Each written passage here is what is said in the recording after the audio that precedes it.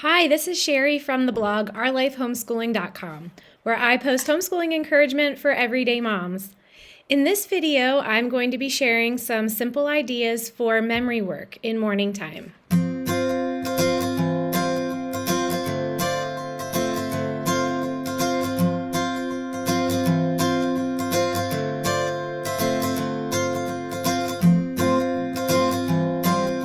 So a couple weeks ago, I did a post about morning time where I just talk about how I simplify our homeschool with morning time.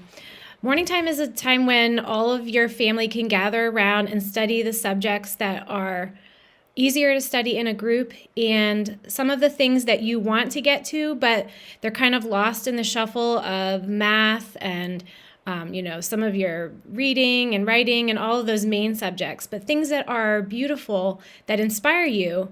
And morning time is a time to do that. So for our morning time, we have some things that we do daily and other things that we do regularly, and I like to loop them on a schedule. Memory work is something that we do daily because you have to kind of repeatedly hear something over and over again regularly for it to kind of get cemented in your brain. So morning or memory work is something that we do daily. So why memorize anything when you can look things up? Just a simple Google search, you can find whatever information you're looking for. Memorizing things has really gone out of style in modern educational trends. It's not something that's really on the horizon. It's kind of considered something old school, something that you think like, one-room schoolhouse, they would memorize facts. That just seems like it's just outdated.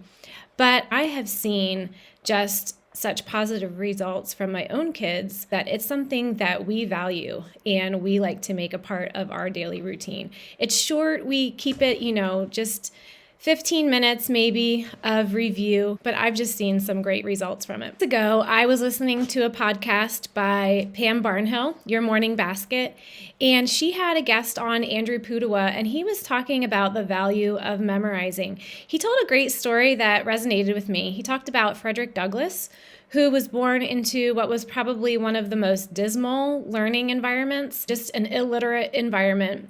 And when he gained his freedom from slavery, he became one of the greatest orators that our country has ever had. And the interesting thing about his story is that one of the first books that he ever had was a book of speeches by famous men from Greece, and he memorized these speeches. I thought that was so interesting, that someone who was a great speaker had spent so much time when he was younger memorizing speeches. He was probably picking up on a lot of vocabulary, just the form itself, seeing how good speech is formed. Also, I think science backs a case for memory work. Every time we're memorizing something, it's kind of connecting more and more pathways between our neurons and just making something more and more prominent. Especially for young kids, their brains are developing. And so, when they're really young, they can't read.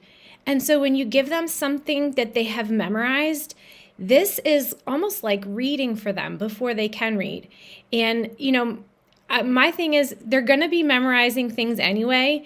My kids constantly say the same lyrics to a certain song over and over again in their free time. Why not give them something of quality to memorize if they're going to be memorizing things anyway? This is a great time when they're young to give them a bank, just a foundation of information that they can draw from when they are writing as they're older or when they're speaking. So one thing that we memorize is scripture. I started out years ago when we first started memorizing scripture. I would just write the scripture down on an index card, and I had this little box that I would keep things in with tabs, and we had a pattern of pretty much just learning a new verse. We were always working on a new verse, and then next we would do a review verse. And as we kept adding more and more verses, I would make tabs, and we would have a review verse, a different review verse for every day of the week. And then I would write, eventually that kind of grew, and I would put a tab for every day of the month. And so a verse would go behind that. Well, we've used this system with tabs and putting a verse card behind each day of the week or each day of the month for a long time until, we've been doing this for over 10 years and our repertoire just grew. Now I have printed out all of our verses that we've memorized over the years and just put them in our morning time folders. But this was a great system, a great tool that we used for a long time. Another great thing for kids to memorize, especially young kids, is nursery rhymes. Nursery rhymes are so valuable to young kids who can't read. When you're first learning language, there are sounds that we only make in the English language and sounds that, in other languages you never hear and we never use with our mouth because it's just not something that's a part of our language. And when a little child hears the same sounds and rhymes over and over again in a rhythm, it sticks in their head. It helps them to be able to learn how to say these sounds that we use in the English language, and it just gives them like a jingle that they will just say over and over again. So with little children, we love to use nursery rhymes. Some of them we've learned by song and with motion, not all of them. But especially if you know some by song and you can put motions to it, they just get into it, and you will see them later in the day, acting out their nursery rhymes or singing them while they're coloring or whatever. Poetry is great for memory work. Poetry expands their vocabulary naturally without them ever even realizing it. And we like to memorize by poet. We've done it differently. We've done by poet. We've done just by some well-known poems. I feel like when they are memorizing poetry, the first time we read it, they may not really understand it. And it's the second, third, and fourth time that we are saying a poem that those words really sink in and that they really begin to grasp some of the vocabulary in the poems.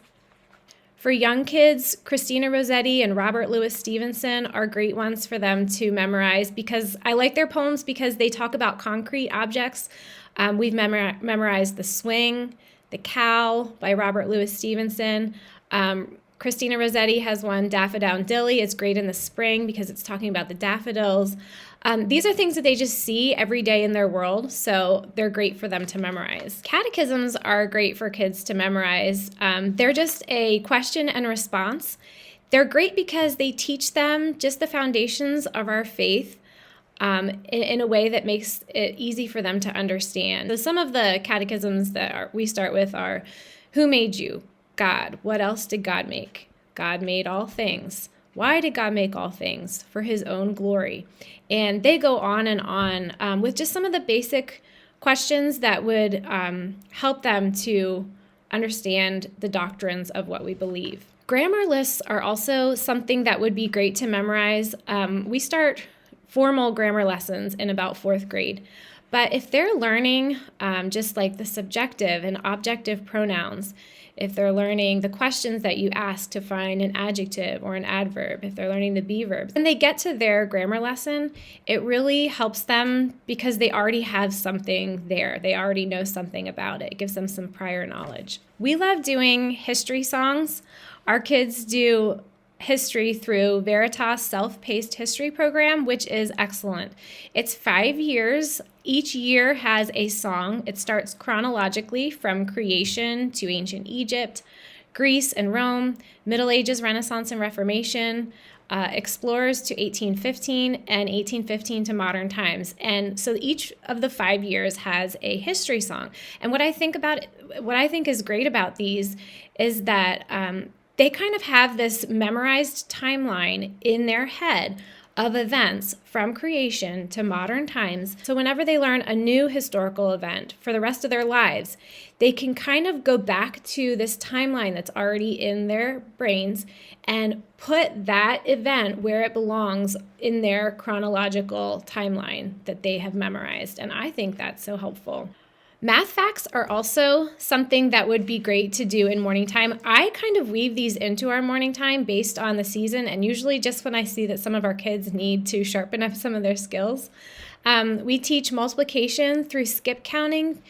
Say your 2's to 20. Say your 2's to 20 and back again. Your 3's to 30 and back again.